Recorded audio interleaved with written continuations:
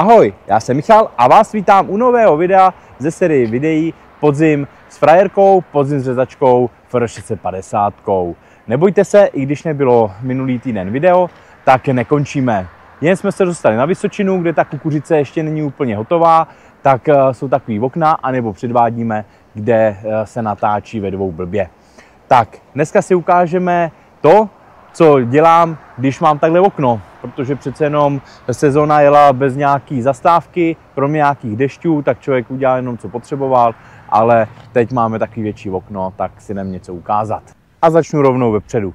Tady si můžete povšimnout, že kukuřičný adaptér je vypřáhlý od řezačky, není to nikterak velká práce, protože adaptér je vlastně přes tady ten hlavní nosník nasazený tady na řezačku a přes tady ty dva háčky, tak je vlastně zajištěný. Jo, takhle vemu zapálku a takhle se mi ty háčky zajistí.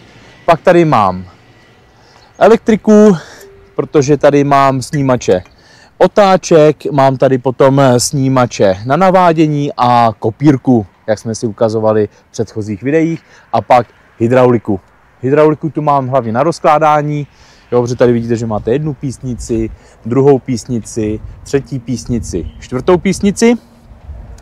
Tak proto tady mám rychlospojku. Jo, a ještě abych nezapomněl, mám tady taky světýlka se směrovkama. Velice užitečná věc, protože když mám nasazený adaptér, tak tady ty poziční světla a směrovky jsou zakrytý. Jinak, když jsem si to takhle odpřáhnul, tak jsem si to jakoby vyčistil, zkontroloval jsem to, jestli všude, namazal tady vlastně ty spojky, kde vlastně, jo, když se kouknete, tak tady je zubová spojka, protože když se to rozloží, tak potom tady je protikus a musí to secvaknout, aby se ten adaptér celý točil, a zase má to 4 spojky, jednu, druhou, třetí, čtvrtou.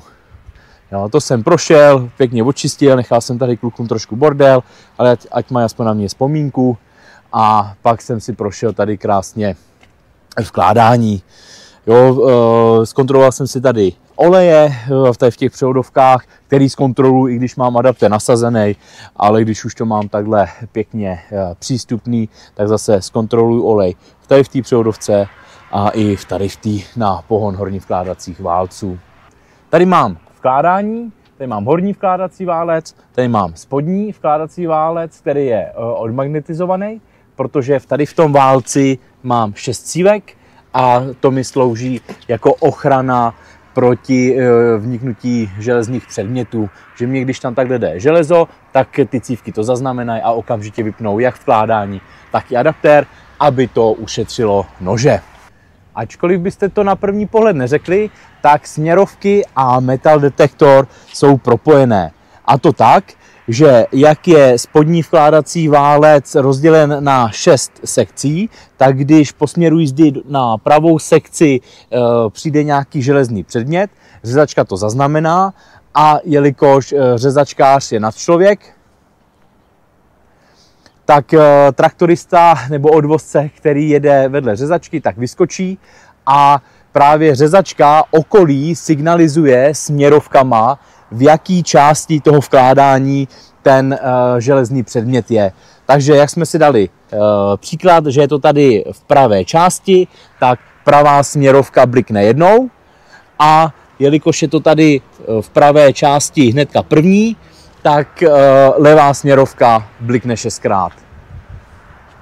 Super, mě aspoň jako řezačkářovi ušetří spoustu kroků. Nejenom železné předměty, ale třeba kamení a podobné věci tam můžou vniknout a udělali by nám zase neplechu, že by nám to vymlátilo, lidově řečeno, buben, a měli bychom tady nějakou velkou škodu a hodně práce. Tak tady je tady ten potenciometr tady s tím ramínkem, který je připojený na horní vkládací válce a sleduje zrychlení. Takže když tam vnikne, třeba když se sbírá píce z řádku, ne kukuřice, ale třeba tráva, vojtěžka a podobně, tak když tam bude kamen, ten je tvrdý, tak ty horní vkládací válce odskočí, a jakmile odskočí, tak právě tady ten snímač to zaregistruje a zase vypne vkládání, vypne adaptér a mě jako obsluhu v kabině upozorní, že tam něco vniklo.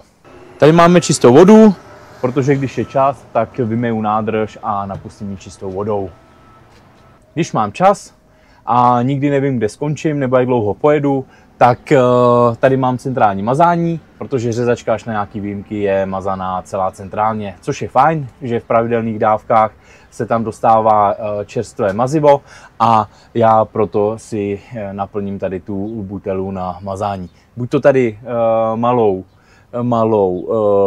mazničkou, což třeba používám u nás, když tam máme ten sud s vazelínou na mazání strojů, tak abych to tam nemusel spát ručně, tak se k tomu sice postavím na nějakou dobu, ale bez práce to naplním, a nebo co už taky dlouho plánuju, takže si pořídím rychloplnič tady na tu rychlospojku.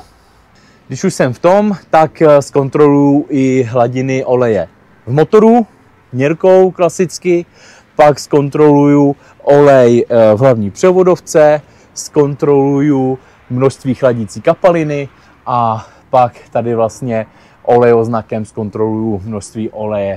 Trošku mi tu fouká a to jenom kvůli tomu, že jsem splnil přání mnohých kolegů, kteří mi říkají, že bych měl pracovat někde výš, tak jsem vysoko. Jsem na řezačce a jsem tady kvůli tomu, že když mám čas, tak já si otevřu pěkně komín a vyčistím si ho, respektive už jsem ho vyčistil. Takže otevřu si takhle jednu část komínu a pak si otevřu i druhou část komínu. A takhle se k tomu hezky dostanu. Dostanu se takhle k tomu nejdůležitějšímu, kde tady se mi usazuje materiál a já si to takhle můžu vyčistit pěkně pohodlně.